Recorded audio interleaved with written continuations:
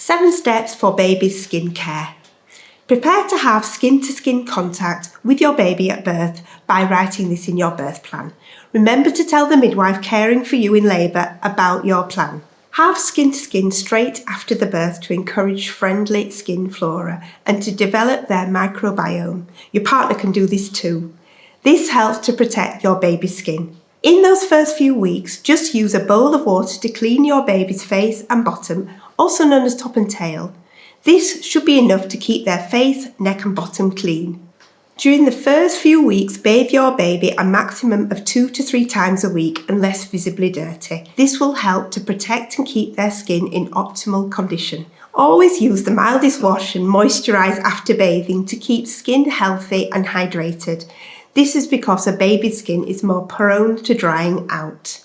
Protect your baby's skin by having daily skin-to-skin contact as often as possible. This helps to populate your baby's naturally developing skin flora, aka their microbiome. After 3 months, you can start to use carefully selected essential oil blends to purposely target baby skincare problems.